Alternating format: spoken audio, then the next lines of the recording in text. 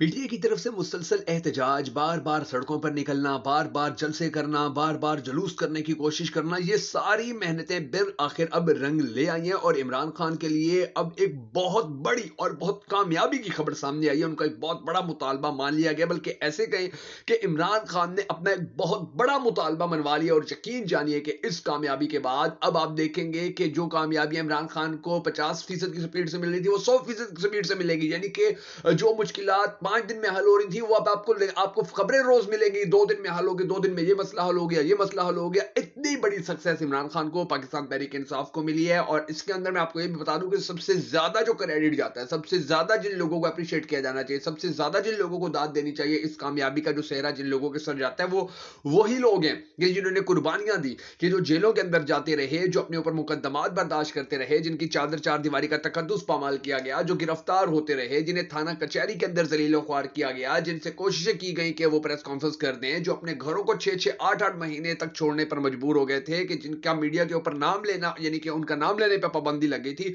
इन सारे लोगों की ये मेहनतें थी, इन लोगों की एक सारी जो उन्होंने कोशिशें दी वो की थी। और स्पेशली फिर वो लोग भी कि जिनको पता होता था कि दहशतगर्दी का मुकदमा हो जाएगा, लेकिन इमरान खान की कॉल के ऊपर वो सड़कों के ऊपर निकल आते थे, उनके ऊपर मुकदमात हो जाते थे, वो थाना कचहरी में वो। अब देखें, एक एक मिसाल के तौर पर मैं आपको बताता हूं कि कल जुमे का दिन था, 80 से ज्यादा बंदों का तो सिर्फ लाहौर के अंदर एक खबर सामने आई कि उनके ऊपर एफआईआर दर्ज कर दी गई है। अब इमरान खान अगले जुमे को कहता है तो फिर लोग निकल आएंगे, फिर 80 और मुकदमा, तो यानी कि कितने मुकदमात किए जा सकते थे। ये जो खौफ था, ये खौफ अब इतने मुकदमा हो चुके हैं कि ये बिल्कुल खौफ ही खत्म हो चुके हैं। बिल्कुल यूज हो चुकी है ये सारी बातें कि ये पुलिस, थाना कचहरी, एफआईआर, मुकदमा, ये सारा कुछ अब पाकिस्तानी अवाम के लिए बिल्कुल यूज हो चुका है, पाकिस्तान तहरीक इंसाफ के लिए। और यही वजह है कि सबसे बड़ा ये हथियार अब बुरी तरह नाकाम हो गया। यानी कि अब आप अंदाजा लगा लीजिए कि मैंने आपको कई वीडियोस के अंदर ये याद दहानी करवाई है कि एक वो वक्त था कि जब इमरान खान के कहने के ऊपर, या इमरान खान के जो पाकिस्तान तहरीक इंसाफ के जो कारकुनान थे, जो रहनुमा थे, वो निकलते थे, 4 बंदे इकट्ठे होते थे, तो उनके ऊपर दहशतगर्दी का, टेररिज्म का मुकदमा दर्ज कर दिया जाता था। और उनकी पेश फिर एंटी टेररिज्म डिपार्टमेंट की, या एंटी टेररिज्म जो कोर्ट्स होती थी, वहां पे उनकी जो केसेस होते थे वो लगाए जाते थे उनके ऊपर। यानी कि आप देखिए 780 का केस लगा दिया जाता था।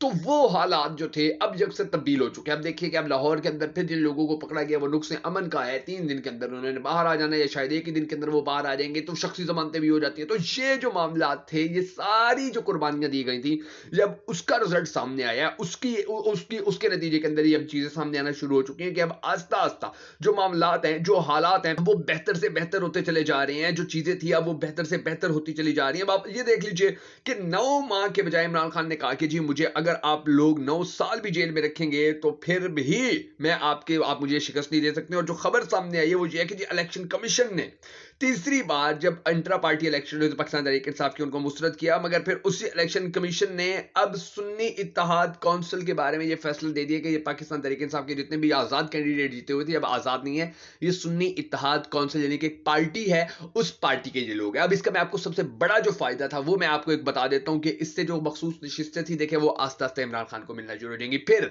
जो लीगल फॉरम्स हैं उनके ऊपर कितना फायदा होगा, इमरान खान के जो केसेस हैं डायरेक्टली उनके ऊपर इसका कितना इफेक्ट जाएगा, कितना फायदा हो गया, इमरान खान की रिहाई के अंदर इसका कितना किरदार हो जाएगा। फिर मैं आपको ये भी बताऊंगा कि अब पार्लियामेंट के अंदर पाकिस्तान तहरीक इंसाफ कितनी मजबूत हो जाएगी। और वो जो ख्वाब देख रहे थे पाकिस्तान मुस्लिम लीग नून के, जी हम इन लोगों को भी और लोग खरीद लेंगे और उनको खरीद के आजाद बंदे खरीद लेंगे और हम जो हमारी मेजोरिटी है उसको मजीद बढ़ाकर जो भी फैसला देना होगा वो दे लेंगे, यानी कि 3/3 अक्सरियत जो हम पूरी कर लेंगे, वो ख्वाब भी टूट गया। फिर और जो बेनिफिट्स अब पाकिस्तान तहरीक इंसाफ को मिलने जा रहे हैं कानूनी तौर के ऊपर, सियासी तौर के ऊपर, इन सब के ऊपर डिस्कशन करेंगे। और दिलचस्प बात यह है कि यहां तक पहुंचने के लिए इन लोगों ने जितनी कुर्बानियां दी हैं, उन्हीं कुर्बानियों के फिर मीनार पे खड़े होकर, उन्हीं कुर्बानियों के रिवार्ड के अंदर आज भी आप देख लीजिए, दुनिया का कोई आलमी मीडिया, दुनिया की कोई बड़ी शख्सियत, दुनिया का कोई बड़ा प्लेटफॉर्म, दुनिया का कोई बड़ा टीवी चैनल, दुनिया का कोई बड़ा सोशल मीडिया हाउस आज भी, इमरान खान को 9 महीने हो गए जेल के अंदर, अगर वो आज भी सर्वे करवा के देख ले, पाकिस्तान के इलेक्शन भी हो चुके हैं,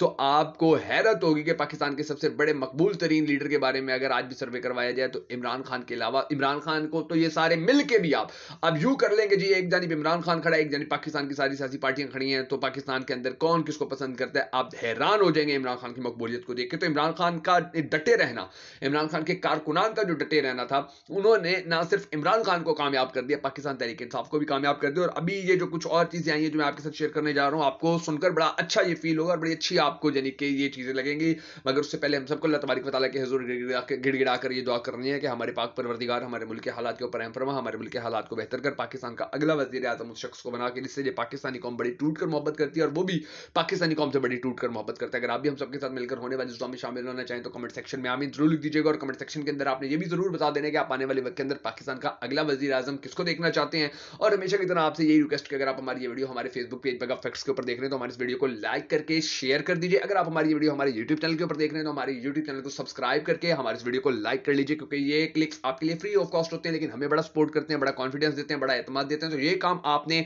जरूर कर देना है। मैं मुश्किल हैदर और आप देख रहे हैं आपका मोस्ट फेवरेट चैनल बगा फैक्ट्स। अब नाज़रीन करामी जो सिचुएशन है, अब जो हालात हुए हैं वो यानी कि ये इलेक्शन कमीशन ने जो ये मान लिया है कि जितने भी आजाद जीते हुए थे पाकिस्तान तहरीक इंसाफ ये सारे सुन्नी इत्तेहाद काउंसिल के हैं। तो अब इसके बाद जो पाकिस्तान तहरीक इंसाफ है वो सुप्रीम कोर्ट के अंदर जाएगी। सुप्रीम कोर्ट के अंदर सबसे पहले उनको जो उनकी मखसूस नशिस्तें थी वो मिल जाएंगी। फिर जो एक लोटक रेसी की एक रिवायत थी अब वो बरकरार जैसे रखी जानी थी कि जी लोगों को खरीद लेंगे, इनको पैसा दे देंगे। अब वो लोटक रेसी का भी इम्कान खत्म हो गया कि ये सारे लोग पाकिस्तान तहरीक इंसाफ के अब जो भी सुन्नी इत्तेहाद काउंसिल के अंदर है वो किसी और पार्टी में नहीं जा सकते, जाएगा तो रुकनीयत खत्म हो जाएगी। अच्छा, उसके बाद आप ये देख लीजिए बजट की मंजूरी होगी। बजट की मंजूरी के अंदर भी पाकिस्तान तहरीक इंसाफ क्योंकि असेंबलियों के अंदर बैठी होगी बतौर एक पार्टी के, तो ये लोग बजट का अगर बजट ऐसा होगा जो पाकिस्तानी अवाम के पाकिस्तानी अवाम के लिए जो बेहतर नहीं होगा तो उसको रिजेक्ट भी कर सकते हैं। इस तरह भी इनके हाथ मजबूत हो जाएंगे। फिर सबसे बड़ी बात यह है कि जो मौजूदा हुकूमत थी उसके बहुत सारे मकामात के ऊपर बहुत सारी चीजों के अंदर इस तरीके से इस फैसले के बाद हाथ कट चुके हैं मुकम्मल तौर पर। इस वक्त आप देख लीजिए नाज़रीन करामी कि इलेक्शन कमीशन की अपनी सिचुएशन ये है कि उसामा गाजी जैसा बड़ा सहाफी, बड़ा मायना सहाफी ये कहता नजर आ रहा है, उन्होंने ये रिपोर्ट दिया कि जी 99% के जो उसामा गाजी हैं उन जैसा बड़ा सहाफी ये रिपोर्ट करता नजर आ रहा है। वो ये बता रहा है कि जी इलेक्शन कमीशन को जो 99% अफसरान हैं वो किसी फंक्शन में नहीं जा सकते, शादी में नहीं जा सकते हैं, किसी पार्टी में नहीं जा सकते हैं, किसी बर्थडे पार्टी में नहीं जा सकते हैं। लोग उनसे मिलते ही नहीं है, लोग सलाम का जवाब ही नहीं देते हैं, हर जगह ये शर्मिंदा होकर फिर रहे हैं। सिमिलरली उसी तरह जिस तरह पाकिस्तान तहरीक इंसाफ इमरान खान के साथ एन टाइम के ऊपर बेवफाई करने वाले लोटे आज तक मुंह छुपाते फिर रहे हैं, इनके साथ भी वही सिचुएशन बनी हुई है। और जिस परेशानी के अंदर ये है, देखिए एक तो ये इलेक्शन कमीशन वाले तो ये तो एक तो इन्होंने जो काम इन्होंने करना था वो कर दिया, फिर ऊपर से इनके जो फोन है वो भी टेप होते हैं। ये ना वहां के हैं ना वहां के हैं, हर जगह से साइकोलॉजिकली ये बड़े फंसे हुए ज़हनी मरीज ये बनते जा रहे हैं। और जो इरफान सिद्दीकी है उसने तो पहले ये देखे बयान दे दिए कि यानी कि कितने ये लोग मजबूर हो गए हैं कि उसने कहा है कि जी हम तो कोशिश कर रहे हैं, हम तो ख्वाहिश कर रहे हैं इमरान खान के साथ गुफ्तगू करें, इमरान खान के साथ बात करें, मजाकरात करें, उनके साथ डिस्कशन करें, मगर इमरान खान खुद राजी नहीं हो रहे हैं। तो ये चीज अभी आप देख लीजिए कि हालात जो है वो इस तरह के हो गए हैं कि अब ये लोग खुद मजाकरात करने के चक्कर में है कि इमरान खान को जी मनाओ, उसके बगैर तो काम ही नहीं चल रहा। और फिर आप ये देख लीजिए 2 साल की जो कारकर्दगी थी उसके ऊपर भी कोई राजी पाकिस्तानी अवाम जो है वो राजी नजर नहीं आ रही है। 2 साल के अंदर महंगाई में इजाफा हुआ, बेरोजगारी में इजाफा हुआ, पाकिस्तान को छोड़ने वालों के अंदर इजाफा हुआ, बदअमनी के अंदर इजाफा हुआ, चोरी चकारी के अंदर इजाफा हुआ, झूठे मुकदमात के अंदर इजाफा हुआ, पाकिस्तानी अवाम के हकूक छीनने के अंदर इजाफा हुआ, पाकिस्तानी अवाम को लूट खसूट का शिकार करने में इजाफा हुआ। ये सारी चीजें हुई है, पॉजिटिविटी कोई सामने नहीं है। ना हमारा तालीमी निजाम बेहतर हो सका, ना हमारे सेहत के हवाले से कोई बेहतरी आ सकी, ना हमारे अवाम को कोई सहूलत मिल सकी, ना बिजली सस्ती, ना गैस सस्ती, ना पेट्रोल सस्ता, ना आटा सस्ता, ना चीनी सस्ती, ना घी सस्ता,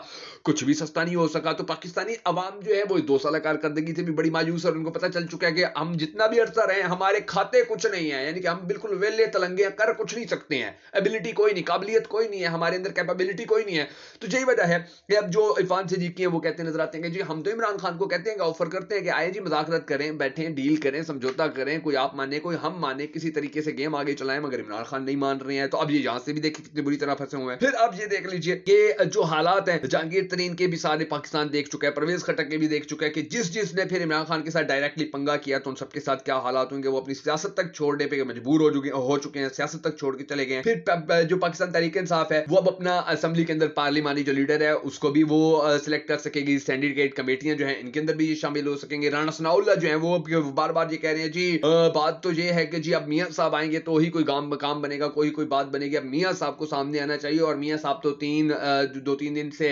चीन के अंदर हैं, 2-3 स्टील मिलों का दौरा कर चुके हैं। मियां साहब तो वहां पर खुश हैं, वहां पर बड़े रिलैक्स हैं। ये अलग बात है कि उनको चाइना की जानिब से पिक करने कोई नहीं आया था, रिसीव करने कोई नहीं आया था। और फिर राणा सनाउल्लाह साहब कहते हैं कि जी अब हमने एक नया बयानिया आवाम के सामने ला के रखना। पता नहीं ये नया बयानिया हुकूमत में है, बयानिया तो अपोजिशन बनाती होती है कि जी हमने हुकूमत को टफ डाउन देना। जो हुकूमत के अंदर है, ताकत में है, हर तरफ से सपोर्ट है, हर तरफ से फैसिलिटेट किया जा रहा है, हर तरफ से कंधा मिला हुआ है, हर तरफ से परेशानी खत्म की गई है, हर तरफ से प्रेशर खत्म करवाया गया है, हर तरफ से दबाव खत्म किया है। ना कोई मुकदमा चल रहा है शहबाज शरीफ के ऊपर, आसिफ जरदारी के ऊपर, ना इनके खिलाफ कोई इंक्वायरी चल रही है, ना ये अदालतों के अंदर धक्के खा रहे हैं, ना इस वक्त अपोजिशन ताकत के अंदर है, ना इनकी अपोजिशन सड़कों पर निकल सकती है, ना इनकी अपोजिशन एहतजाज कर सकती है, ना इनकी अपोजिशन की कोई मीडिया के ऊपर बात की जा रही है। इमरान खान की तस्वीर, नाम और उसका चेहरा दिखाने पर पाबंदी लगा दी गई है। उनका जो चेयरमैन है पाकिस्तान तहरीक इंसाफ का, वो जेल के अंदर है। तो इन सारे मामलात के होने के बावजूद भी अगर ये कुछ नहीं कर पा रहे हैं और ये कह रहे हैं हमने कौम को एक नया बयानिया देना है, बजाय इसके कि कौम को कोई सहूलत दें, कौम को कोई सस्ताई दें, कौम को कोई सब्सिडी दें, कौम को कोई अच्छी चीज दें, कौम को कोई बेहतर खुशखबरी दें,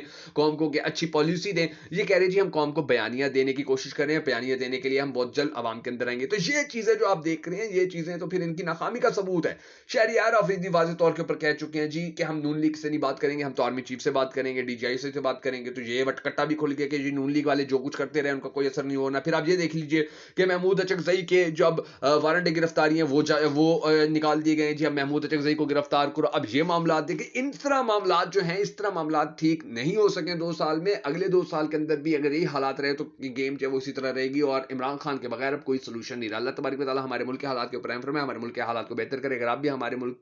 के लिए होने वाली इस दुआ में शामिल होना चाहिए तो कमेंट सेक्शन में आमीन जरूर लिखिएगा।